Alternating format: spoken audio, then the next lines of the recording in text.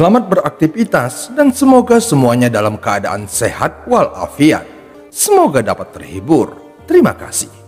Sebelumnya kami mengingatkan untuk mendengarkan episode sebelumnya agar dapat lebih memahami alur ceritanya. Punnanji dengan hormat bersujud beberapa kali sebelum akhirnya mengirimkan kekuatan jiwanya dan dengan hati-hati memasukkannya ke dalam tas penyimpanannya. Baru pada saat itulah dia akhirnya bisa rileks. Dia mulai mengeluarkan niat membunuh yang kuat dan bergumam, "Teng Huaiyuan, ini terakhir kalinya aku akan membantumu. Jika dalam 100 tahun keluarga Teng masih belum memiliki kultivator formasi jiwa, jangan salahkan aku karena kejam terhadap keluarga Teng." Setelah bergumam, dia menghilang tanpa jejak. Saat energi spiritualnya melonjak, Wang Lin menyadarinya. Meski ekspresinya tidak berubah, namun hatinya mulai tenggelam. Dia segera mendengus dingin dan menyerbu ke arah anggota inti keluarga Teng yang terakhir. Di perbatasan negara jauh ada ruang yang sangat misterius. Setiap kali manusia fana memasuki tempat ini, hal itu akan menimbulkan ketakutan. Bahkan para kultivator pun sangat gugup dengan tempat ini, karena ada lubang berisi lumpur hitam yang mengeluarkan bau menyengat. Hanya sedikit orang yang tahu persis seberapa dalam lubang lumpur ini. Setiap 100 tahun, lubang lumpur ini akan meledak, dan setiap ledakan merupakan pemandangan yang mengejutkan. Tidak peduli apakah itu manusia, kultivator, atau binatang buas. Ketika mereka berada dalam jarak tertentu dari lubang lumpur, maka mereka akan ditarik oleh kekuatan isap yang kuat dan dikubur hidup-hidup. Setelah sekian lama, kabut hitam akan muncul dan menutupi seluruh area. Ini dianggap sebagai tempat paling berbahaya di negara jauh dalam 400 tahun terakhir. Di bagian terdalam lubang lumpur hitam ini, terdapat peti mati yang terbuat dari kristal hitam. Bisa dikatakan ada lapisan tebal tulang putih di antara peti mati dan lumpur hitam. Di antara tulang-tulang tersebut terdapat tulang manusia dan binatang. Tulang-tulang ini milik orang-orang yang terhisap selama 400 tahun terakhir.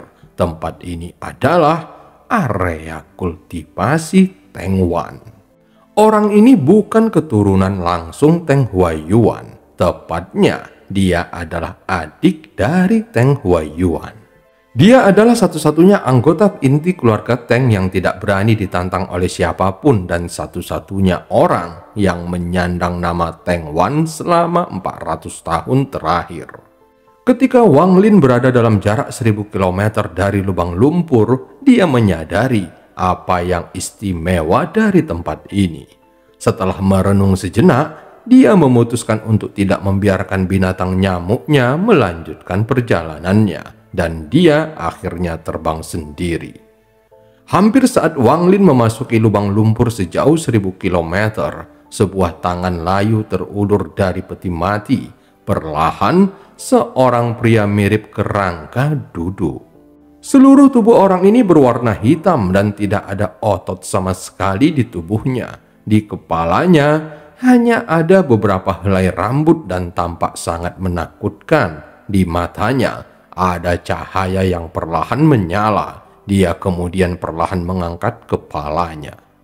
Saat ini, Wang Lin berada di atas lubang lumpur hitam. Ekspresinya lebih serius dari sebelumnya, dan bendera pembatasannya sudah dikibarkan dan melayang di sampingnya. Tanpa ragu-ragu, matanya bersinar merah, dan serangkaian sambaran petir merah alam ji melesat ke dalam lumpur hitam. Jauh di dalam lubang lumpur, cahaya hantu di mata pria di peti mati itu bersinar terang saat dia menyaksikan serangkaian sambaran petir merah mendarat. Pria itu mengangkat tangan kurusnya dan menyentuh salah satu sambaran petir merah. Tiba-tiba, dengan dentuman keras, petir merah itu menghilang tanpa bekas dan retakan muncul di jarinya. Pria itu segera menjilat bibirnya. Dalam cahaya hantu di matanya, ada keinginan yang kuat untuk bertarung. Pada saat ini, ada lebih banyak lagi petir merah yang mendarat, tetapi terhalang oleh jarinya. Akhirnya semua petir merah menghilang, tetapi seluruh lengan kanannya dipenuhi retakan. Dia melihat lengannya dan menggoyangkannya, itu langsung berubah menjadi debu. Dia sepertinya sama sekali tidak peduli dan tubuhnya memancarkan keinginan kuat untuk bertarung. Saat ini dia tampak tersenyum ketika dia menyerang ke atas. Ekspresi Wang Lin tampak sangat jelek. Dia bisa merasakan dengan jelas bahwa barusan petir merah yang dibentuk oleh alam jinya diblokir hanya dengan mengorbankan satu lengan. Hal seperti ini belum pernah terjadi sebelumnya. Wang Lin dapat memastikan bahwa tingkat kultivasi orang ini belum mencapai tahap formasi jiwa, tetapi dia dapat memblokir serangan alam ji. Saat pria itu mulai bergegas ke atas, Wang Lin mengepung area tersebut dengan bendera pembatasannya. Kemudian, tangannya membentuk segel dan 90 batasan berubah menjadi bentuk naga dan menyerbu ke arah lubang lumpur. Pria kurus itu mengungkapkan ekspresi terkejut melihat pembatasannya, namun dia tidak menghindar sama sekali dan membiarkan pembatasan itu mengenai tubuhnya. Tiba-tiba, retakan yang tak terhitung jumlahnya muncul di sekujur tubuhnya. Setelah pembatasan terakhir mendarat, meski tubuhnya dipenuhi retakan, namun dia bahkan tidak melambat sama sekali. Ekspresi Wang Lin muram saat dia dengan cepat mundur. Tangannya membentuk segel dan menunjuk ke langit saat 90 batasan lainnya terbang. Pria kurus itu melihat retakan di tubuhnya, lalu ke Wang Lin. Dia segera menjilat bibirnya saat dia tiba-tiba menghilang dari tempatnya. Tanpa ragu-ragu, Wang Lin menghindar ke samping dan seketika ujung pakaian Wang Lin robek. Tepat di tempat Wang Lin berada sebelumnya, pria kurus itu muncul sambil memegang sebagian pakaian Wang Lin dan matanya dipenuhi semangat juang. Kulit kepala Wang Lin kesemutan saat dia menatap pria kurus itu. Jika pergerakannya lebih lambat, maka dia pasti sudah dipukul olehnya. Mata Wang Lin menjadi gelap ketika dia turun sekali lagi dan menyerangnya. Pria kurus itu sekali lagi mengungkapkan ekspresi tercengang. Dia tidak menghindar, namun membiarkan penderitaan yang menimpanya, sehingga menyebabkan lebih banyak retakan muncul di tubuhnya. Mata Wang Lin berbinar saat melihatnya. Pada saat yang sama, tubuhnya tidak pernah berhenti dan terus bergerak. Saat dia menggerakkan lengannya, ada sambaran petir merah alam ji yang tak terhitung jumlahnya ditembakkan. Pria kurus itu masih tidak bergerak. Hanya ketika petir alam ji hendak mendarat, barulah dia mengangkat tangan kirinya untuk memblokir. Lambat laun, retakan semakin banyak muncul di tubuhnya dan lengan kirinya mulai berubah menjadi debu. Ini adalah pertarungan yang sangat aneh. Pengalaman Wang Lin bisa dikatakan sangat kaya, namun dia belum pernah mengalami pertempuran aneh seperti ini. Bagaimanapun, selama konfrontasi terjadi, Teng Wan tidak pernah menghindar atau memblokirnya. Dia hanya membiarkan serangan mengenai dirinya. Namun bahkan Wang Lin pun tidak bisa bertahan lama saat menggunakan semua serangan kuat ini, terutama alam ji yang merusak Nation Soul miliknya setiap kali dia menggunakannya. Saat berikutnya, tubuh Wang Lin menghilang dan muncul kembali sejauh 100 meter. Dia mengeluarkan botol giok dan menuangkan seluruh isinya ke dalam mulutnya untuk memulihkan energi spiritualnya. Tetapi di saat yang sama, pria kurus itu mengangkat kepalanya dan bergerak sekali lagi. Segera ada perasaan bahaya yang muncul di benak Wang Lin saat dia dengan cepat menghindar ke samping. Sekali lagi, dia nyaris tidak bisa menghindar ketika pria kurus itu muncul kembali dan menyerangnya. Saat ini dahinya dipenuhi keringat ketika dia dengan cepat mencerna pil yang baru saja dia konsumsi untuk memulihkan energi spiritual di tubuhnya. Dia segera menampar tas penyimpanannya dan mengeluarkan sarung pedang kuno. Dia kemudian mengeluarkan pedang terbangnya dan memasukkannya ke dalam sarung pedang. Tiba-tiba, energi pedang keluar dari sarung pedang membentuk pedang raksasa yang mendarat di Teng Wan. Pria kurus itu menjadi tercengang lagi saat dia melihat energi pedang yang menghantam tubuhnya. Pada akhirnya, tubuhnya tidak mampu menahan semua kerusakan dan mulai roboh. Tetapi saat seluruh tubuhnya hampir roboh, dia tiba-tiba sepertinya menyadari sesuatu, sehingga dia berjuang untuk membuat tangan kirinya yang hampir roboh membentuk segel dan menggumamkan sebuah kata yang terdengar seperti tulang yang bergesekan. Mengembun. Tiba-tiba tubuh yang hendak roboh memancarkan sinar emas dan kembali ke kondisi yang sempurna. Wang Lin menarik nafasnya dalam-dalam sambil menatapnya dan tidak bisa mengucapkan sepatah kata pun. Mata pria kurus itu berbinar saat dia menatap Wang Lin dengan keinginan kuat untuk bertempur. Tangannya mengepal dan berubah menjadi kabur saat dia meninju ke arah Wang Lin. Mata Wang Lin berbinar dan segera dia mundur, namun dia segera menemukan bahwa semua kekuatan spiritual di sekitarnya sepertinya telah tersedot oleh kekuatan misterius. Bahkan sepertinya itu menciptakan kekuatan yang memenjarakannya.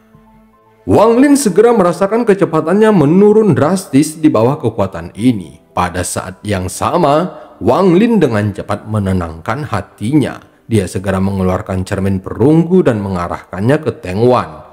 Namun cahaya hijau yang dikeluarkan oleh cermin perunggu tidak mempengaruhinya. Tinju Teng Wan segera membentur cermin perunggu sehingga membuatnya retak dan mengeluarkan kilatan cahaya. Berkat cahaya itu, penjara di sekitarnya melemah dan dia dengan cepat keluar dari area tersebut. Di saat yang sama, jantungnya sakit saat dia berteriak. Meledak. Sejumlah retakan besar tiba-tiba muncul di cermin perunggu kuno dan kemudian meledak. Ledakan ini menimbulkan hembusan angin besar yang menyapu seluruh area. Setelah hembusan angin berlalu, Teng Wan batuk seteguk darah emas sehingga tubuhnya terlihat jauh lebih lemah. Dia memasang ekspresi panik di wajahnya saat dia ingin menangkap dan mencoba menelan darah emasnya lagi. Mata Wang Lin berbinar saat melihat apa yang baru saja dilakukannya. Terlihat tidak ada keraguan sedikit pun saat dia maju ke depan dan Wang Lin merasa ada yang aneh dengan darahnya. Ketika Teng Wan melihat Wang Lin bergegas, dia terbang lebih cepat dan segera mengulurkan tangannya. Namun Wang Lin juga mengulurkan tangannya. Di bawah kekuatan kedua belah pihak, darah emas terbelah menjadi dua bagian dan masing-masing bagiannya melayang menuju salah satunya. Setelah Teng Wan mendapatkan darah emas itu, dia segera menelannya lalu menatap Wang Lin dengan marah. Adapun Wang Lin setelah mengambil darah emas itu, dia langsung berlari tanpa sepatah kata pun. Keduanya terbang sangat cepat, namun Wang Lin tidak berlari seperti garis lurus, melainkan mengelilingi area sekitar lubang lumpur. Dia selalu merasa Teng Wan sangat aneh. Ketika dia melihat darah emasnya, dia akhirnya menyadari sesuatu. Meskipun dia tidak tahu apa itu darah emas, namun dia dapat menemukannya dari ingatan dewa kuno. Sebenarnya darah emas ini bukanlah sesuatu yang istimewa. Itu mirip dengan darah dewa kuno, atau lebih tepatnya mengandung sedikit darah dewa kuno. Selain saat dia mereformasi tubuhnya, tidak ada serangan Teng Wan yang melepaskan fluktuasi energi spiritual sama sekali, dan serangannya murni bersifat fisik. Cara ini bukan lagi milik seorang kultivator, namun lebih seperti boneka yang hanya tahu cara menggunakan kekerasan. Teng Wan juga dipenuhi kebingungan ketika melihat teknik Wang Lin, namun di bawah kebingungannya, sepertinya dia memiliki sedikit pemahaman. Ada terlalu banyak metode kultivasi di dunia kultivasi, tetapi Wang Lin dapat mengetahui semuanya, sehingga dia menduga metode yang dikembangkan Teng Wan sangat mirip dengan cara para dewa kuno melatih tubuh mereka. Tentu saja metode ini bukan milik negara jauh, tetapi milik utusan di menara surga. Setelah mengembangkan metode ini, perasaan dan jiwa dewa seseorang akan menyatu dengan tubuh. Itulah sebabnya alam ji milik Wang Lin kehilangan kemampuan membunuhnya ketika diblokir oleh satu pukulannya. Wang Lin menatap darah emas di tangannya dan dia mulai bergumam pada dirinya sendiri. Metode kultivasi orang ini bukanlah boneka, melainkan avatar dari dewa kuno.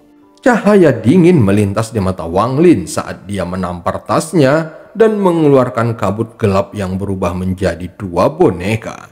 Ini adalah dua boneka Nesensol yang dia dapatkan dari pria tua Jimo.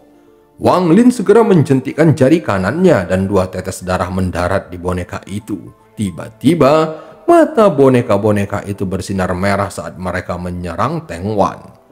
Saat berikutnya, mata Teng Wan memancarkan cahaya seperti hantu. Dia segera mengepalkan tangannya dan meninju salah satu boneka hingga bergetar dan hancur berkeping-keping. Wang Lin mengambil kesempatan ini dan tiba-tiba berhenti. Dia melemparkan darah emas itu ke udara. Tangannya membentuk segel yang rumit saat dia melantunkan mantra dalam bahasa yang rumit. Pada saat itu, bahkan orang yang paling terpelajar pun akan kesulitan memahami apa yang dikatakan Wang Lin, karena Wang Lin berbicara dalam bahasa dewa kuno. Sebenarnya, Wang Lin memiliki banyak teknik milik dewa kuno dalam ingatannya, tetapi tanpa warisan kekuatan, mustahil baginya untuk menggunakan salah satu dari teknik tersebut. Teknik yang dia gunakan sekarang adalah salah satu dari sedikit teknik yang tidak memerlukan warisan kekuatan. Itu hanya membutuhkan sedikit darah dewa kuno. Setelah Wang Lin melihat darahnya, dia membuat keputusan untuk menggunakan teknik ini. Saat mantra Wang Lin berlanjut, darah emas mulai mendidih dan mengeluarkan gas putih. Semakin banyak gas putih yang keluar, darah emas mengembun menjadi simbol yang aneh. Saat simbol itu muncul, langit menjadi gelap dan seluruh awan menghilang saat seberkas cahaya keemasan turun. Bersamaan dengan sesosok besar yang terbentuk dari energi spiritual murni. Sosok ini sangat besar, kepalanya menjulur ke langit. Saat tubuhnya mengeras, dia menggunakan sejumlah besar energi spiritual dari pembuluh darah roh di dalam negara jauh. Namun jumlah darah yang digunakannya terlalu sedikit, sehingga raksasa itu tidak dapat mengambil bentuk fisiknya dan hanya berada dalam kondisi ilusi. Saat ini, dahi Wang Lin dipenuhi keringat. Menggunakan teknik ini terbukti menjadi beban besar bagi tubuhnya, karena bintang ungu di dahinya berkedip-kedip dengan cepat. Pada saat yang sama, Wang Lin berusaha mengarahkan tangan kanannya ke Teng Wan yang mencoba melarikan diri. Tiba-tiba, sosok itu mengangguk dan mengayunkan tangannya ke arah Teng Wan yang sedang melarikan diri. Tangan raksasa itu mengenai tubuh Teng Wan. Tanpa berkesempatan untuk bereaksi, Teng Wan langsung menghilang secara misterius. Dalam pemahaman kedewaan Wang Lin, cahaya yang melambangkan Teng Wan telah meredup. Tak lama kemudian, setetes darah emas muncul di tempat Teng Wan menghilang. Wang Lin segera mengulurkan tangannya dan setetes darah mengalir ke arahnya. Pada saat berikutnya, sosok raksasa itu membungkuk ke arah Wang Lin, berjalan menuju matahari terbenam, lalu menghilang. Simbol aneh yang dibentuk oleh darah emas juga menghilang. Pada saat yang sama, semua kultivator Nesensol di negara jauh menyadari gangguan ini. Adapun Punanji yang sedang terbang tiba-tiba berhenti dan ekspresinya berubah drastis. Dia dengan cepat menyebarkan kekuatan jiwanya untuk memeriksanya. Sementara itu di menara surga ada seorang pria gemuk yang membuka matanya saat sedang berbaring sambil menatap ke arah Wang Lin dengan ekspresi tidak percaya. Ini adalah teknik pembukaan surga dari klan iblis raksasa. Adapun Wang Lin, dia dengan hati-hati memasukkan setetes darah emas ke dalam tasnya dan segera duduk bersila. Dia mengeluarkan botol-botol batu giok dan menuangkannya ke dalam mulutnya saat dia dengan cepat mengaktifkan taktik dewa kuno untuk mencernanya. Boneka yang tersisa berdiri di samping Wang Lin, dan jika ada yang mendekat, maka dia akan langsung menyerang. Setelah beberapa hari, Wang Lin membuka matanya dan menarik nafasnya dalam-dalam. Jika bukan karena dia meminum semua pil itu, maka setelah menggunakan teknik dewa kuno, dia akan membutuhkan setidaknya setengah bulan untuk pulih. Dia segera berdiri melihat boneka itu dan menemukan ada kerusakan padanya. Menurut batu giok, boneka dapat memperbaiki dirinya sendiri. Jadi Wang Lin membuat segel dan menempelkannya di dahi boneka yang berubah menjadi asap dan kembali ke tas penyimpanannya. Wang Lin melihat ke arah tempat Teng Wan meninggal dengan tatapan yang rumit. Dia baru menyadari bahwa keluarga Teng jauh lebih kuat dari yang difikirkannya. Jika dia tidak berhasil menggunakan teknik dewa kuno sesuai dengan rencana awal, maka dia harus menggunakan upaya terakhirnya. Petir pembalasan dewa adalah sesuatu yang sebenarnya tidak ingin dia gunakan, karena jika dia menggunakannya sekarang, maka kemungkinan besar balas dendamnya akan terhenti. Sepotong petir pembalasan dewa ini adalah sesuatu yang telah disiapkan Wang Lin untuk menghadapi utusan dari menara surga. Bukan saja Wang Lin tidak harus menggunakan petir pembalasan dewa, dia juga mendapatkan setetes darah dewa kuno. Meskipun setetes darah ini tidak terlalu murni dan akan hilang setelah digunakan, tetapi itu masih cukup untuk menyelamatkan nyawanya sekali. Wang Lin memegang bendera pembatasan dan mengibarkannya kembali. Saat melihat bendera itu, dia memutuskan bahwa setelah masalah dengan keluarga Teng selesai, dia harus menemukan tempat yang dapat menahan petir pembalasan dewa dan menempatkan pembatasan terakhir pada bendera tersebut. Kemudian dia akan mencapai penyelesaian tingkat pertama dan kekuatannya akan meningkat pesat. Tidak akan lagi seperti sekarang ini, di mana hampir tidak ada efek apapun terhadap musuh. Ini adalah pertama kalinya Wang Lin merasa dia memiliki terlalu sedikit harta sihir. Dengan pecahnya cermin perunggu membuatnya sedikit kehilangan harta sihir yang dimilikinya. Pada titik ini, satu-satunya harta sihir yang benar-benar dia gunakan adalah bendera pembatasan dan sarung pedang. Sedangkan untuk pedang terbang, sekarang masih terlalu lemah dan perlu disempurnakannya lagi. Selain ketiganya, masih ada beberapa lainnya, namun hanya efektif dalam kondisi tertentu, seperti jebakan binatang buas yang hanya berguna saat melawan binatang buas yang kuat. Dan ada juga gulungan misterius. Meskipun Wang Lin belum menggunakannya, namun dia bisa merasakan sensasi dari gulungan itu setiap kali dia mengeluarkannya. Dia merasa ada bentuk kehidupan yang kuat di dalamnya, dan dia tidak boleh membukanya begitu saja. Tentu saja dia masih memiliki harta sihir lainnya, tetapi harta itu masih terlalu lemah. Wang Lin tampak berpikir sejenak, lalu mengeluarkan 3 tas penyimpanannya. Melalui pertempuran ini, Wang Lin menyadari bahwa alam Ji memang tidak terkalahkan, namun ada hal-hal di dunia ini yang dapat memblokirnya atau bahkan melawannya. Tentu saja, jika dia bisa mengolah alam Ji hingga puncaknya, maka itu bukan masalah, tetapi itu bukanlah sesuatu hal yang mudah. Hasilnya, harta sihir menjadi sangat penting. Dia tidak ingin menaruh semua harapannya pada alam Ji-nya, karena jika alam Ji-nya menjadi tidak efektif, maka semuanya akan sia-sia. Saat menatap ketiga tas penyimpanannya, Wang Lin menarik nafasnya dalam-dalam. Dia mengibarkan bendera pembatasan dan mengelilingi area itu dengan asap hitam. Kemudian, dia menunjuk ke alisnya dan kedua iblis keluar untuk menjaganya.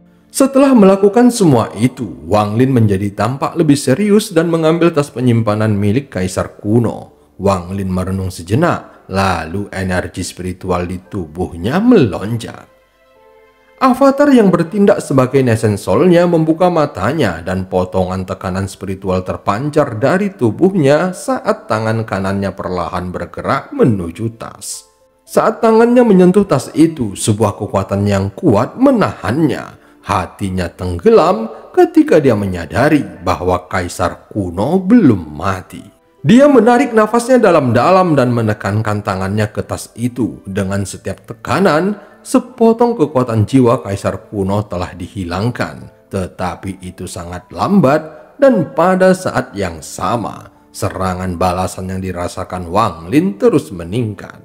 Setelah setengah jam, dahi Wang Lin dipenuhi keringat. Dia menarik nafas dalam-dalam dan mengeluarkan beberapa pil untuk membantu menstabilkan tubuhnya. Dia mengatupkan giginya, mengaktifkan alam ji di tangan kanannya, dan menekannya ke tas bersama dengan energi spiritualnya. Kali ini kecepatannya meningkat pesat, namun konsumsi energi spiritual Wang Lin juga meningkat. Setelah meminum beberapa botol pil, cahaya putih tiba-tiba muncul dari tas penyimpanannya dan menghilang. Wang Lin tampak lebih rileks dan mengungkapkan ekspresi gembira. Dia dengan cepat memindai tas itu dengan kekuatan jiwanya, tetapi dia segera mengungkapkan ekspresi aneh. Hanya ada sedikit barang di dalam tas milik kaisar kuno. Selain dua batu roh kualitas terbaik, hanya ada sarung pedang kuno. Wang Lin segera mengeluarkan sarung pedangnya. Dia melihat ke sarung pedang untuk waktu yang lama, lalu alisnya menegang.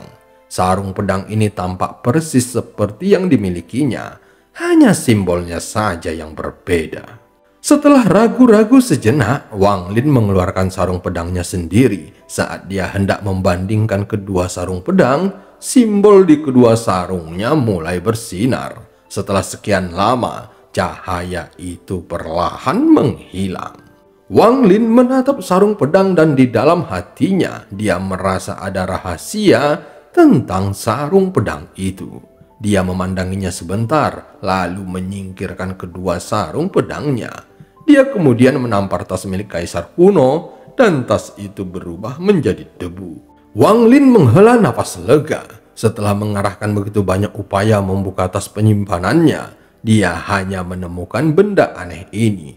Dia tidak yakin apakah harus bersuka cita atau merasa tidak berdaya. Dia ragu-ragu sejenak dan melihat kedua tas penyimpanan lainnya.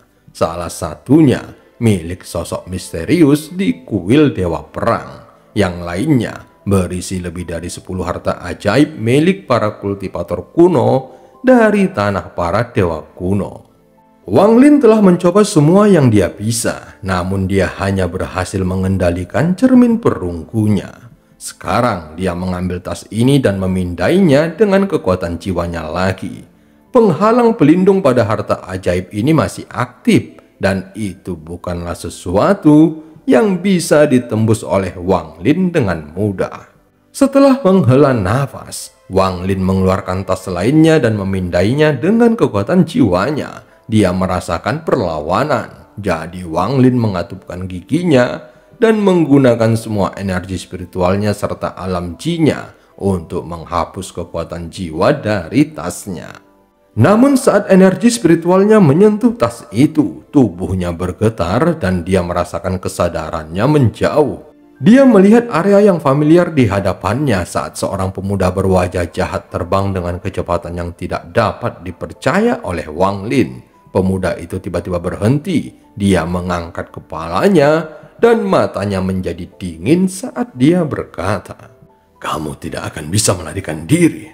Pikiran Wang Lin berubah menjadi kacau. Dia ragu-ragu sebentar dan matanya menjadi dingin.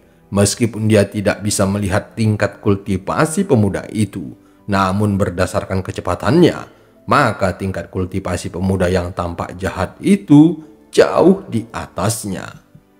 Wang Lin secara khusus memperhatikan bahwa tanah yang dilewati pemuda itu adalah lautan iblis.